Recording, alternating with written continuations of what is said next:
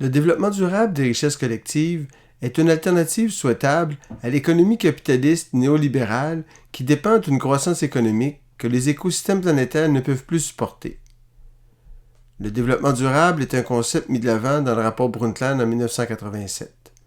La définition généralement retenue de ce concept est un développement qui répond aux besoins du présent sans compromettre la capacité des générations futures de répondre aux leurs. Nous pouvons dire qu'avec le développement actuel, les contraintes de l'économie, du social et de l'environnement ne sont pas suffisamment prises en considération lors des décisions collectives. L'économie ignore trop souvent des contraintes importantes des dimensions sociales et écologiques. La lutte au déficit budgétaire passe avant celle à la pollution et à la pauvreté. Pour un développement durable, ces trois types de contraintes doivent être prises en considération en même temps lors des décisions. Pour un développement durable, les décideurs recherchent l'efficacité économique, l'équité sociale et la prudence environnementale. Ainsi, un minimum de base de ces trois types de contraintes doivent être considérés en même temps lors des décisions. Plus grande est la diversité des contraintes considérées, plus grand est l'espace de durabilité et de résilience.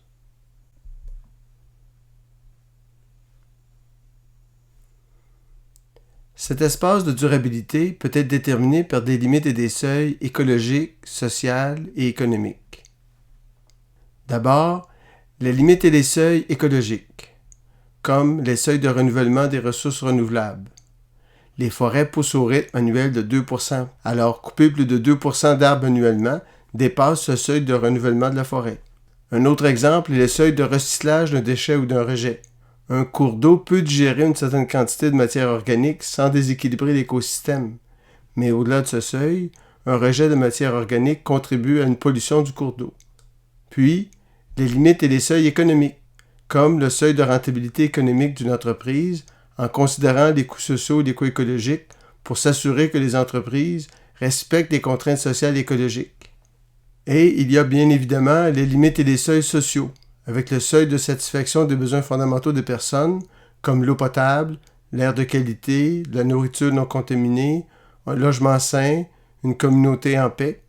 Avec cet espace de durabilité, nous pouvons dire qu'un projet, produit ou service contribue à l'enrichissement collectif s'il respecte les limites et les seuils. Autrement, un projet, un produit ou un service contribue à l'appauvrissement collectif s'il ne respecte pas les limites et les seuils écologiques, socio-économiques. Cet espace de durabilité est une boussole un peu plus complexe, mais nécessaire pour guider l'évaluation de projets, de produits ou de services afin que notre développement collectif respecte les limites de notre planète et de l'être humain.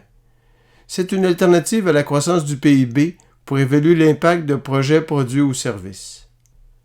Pour un développement durable, tous les projets, produits et services devraient contribuer à augmenter les richesses collectives nécessaires à la satisfaction des besoins fondamentaux des générations actuelles et futures.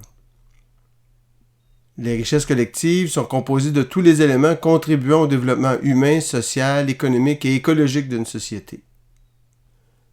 Nous pourrions ainsi définir l'espace des richesses collectives, pour n'importe quel endroit sur la Terre, comme un espace composé des richesses humaines,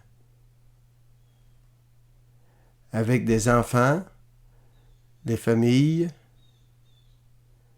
les savoir-faire des artisans et des professionnels, les habiletés sportives et la camaraderie dans les activités.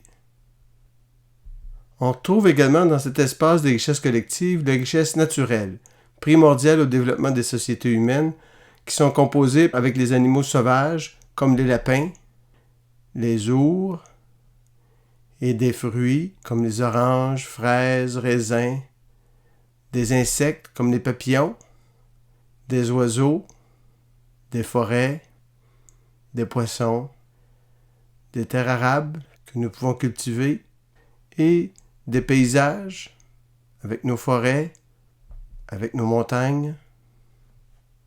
Et on se retrouve comme une troisième composante de l'espace des richesses collectives, les richesses fabriquées par l'espèce humaine. Depuis le mot Faber, depuis que nous fabriquons des outils pour fabriquer et pour façonner le monde selon notre imagination. Nous retrouvons dans ces richesses collectives les pyramides d'Égypte, l'armée de soldats d'argile chinois datant de plus de 2000 ans, les mausolées comme celui du Taj Mahal, les moulins à vent du Moyen Âge, les monuments comme la Tour Eiffel, les infrastructures industrielles comme les raffineries, les infrastructures de transport comme les autoroutes et les infrastructures urbaines comme les centres-villes. Avec cette perspective sur les richesses collectives, nous pouvons dire qu'avec la croissance économique actuelle, nous assistons à une croissance économique engendrant un appauvrissement social et écologique. Cet appauvrissement s'observe avec l'augmentation des dettes collectives. De la même façon que nous avons des richesses collectives, nous avons des dettes collectives. Regardons-les de plus près. Les dettes collectives sont composées des dettes sociales, des dettes écologiques et des dettes économiques.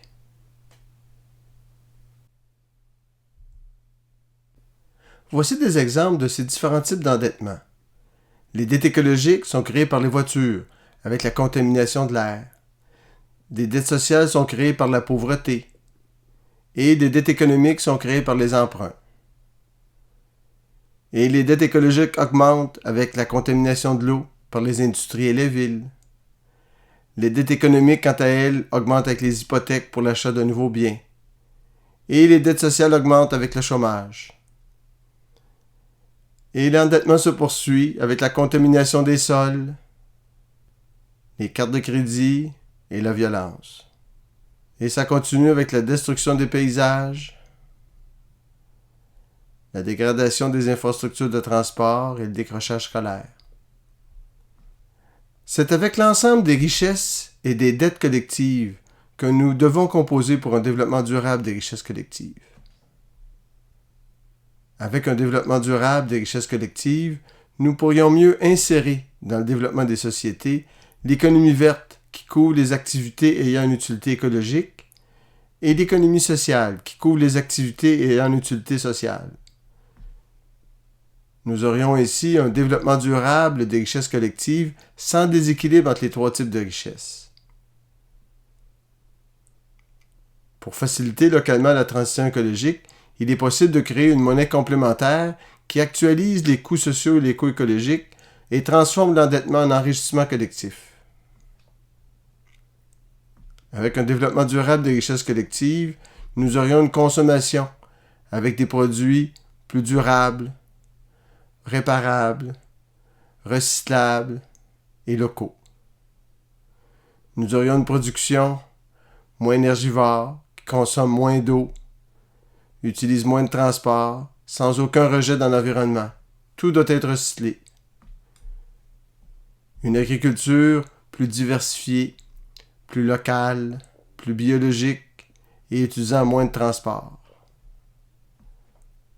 Un développement de la culture plus local pour préserver les 4000 nations de la Terre et la diversité culturelle. Pour ce faire, il est important que les artistes soient mieux payés. Pour un développement durable des richesses collectives, la santé est un élément clé pour la préservation des richesses humaines avec plus de prévention, plus de produits naturels, plus de soins à la maison et moins d'isolement des personnes. L'éducation est au cœur d'une société du savoir et d'une démocratie cognitive. Une éducation où l'on apprend à naviguer dans la complexité du monde et à surfer sur le tsunami écologique que nous avons déclenché. Une éducation doit faciliter l'épanouissement de la personne à toutes les périodes de sa vie, avec un accès à une éducation permanente qui répond en plus aux besoins de la communauté et aux besoins des entreprises en formation professionnelle. Un autre volet important pour la réalisation d'un développement durable des richesses collectives est l'information. Pour participer aux délibérations citoyennes et aux décisions collectives, nous avons besoin d'un réseau public multimédia, où les informations d'intérêt public sont facilement accessibles aux citoyens, de même que les connaissances d'intérêt public. Pour une éducation citoyenne, l'utilisation des outils multimédia d'éducation sera un atout pour rejoindre le plus de citoyens possible. Toute cette démarche de métamorphose de notre civilisation doit se faire avec une démocratie participative, cognitive décentralisée et anticipative des futurs possibles, souhaitables ou non, de notre civilisation. Comme nous pouvons voir sur ce tableau, tout un ensemble d'activités dans nos sociétés vont être transformées profondément avec un développement durable des richesses collectives permettant de respecter les limites de la planète et de l'être humain. Cela peut être vécu d'une manière acceptable et engagée pour tous, tout en permettant à chaque personne vivant sur la Terre de s'épanouir.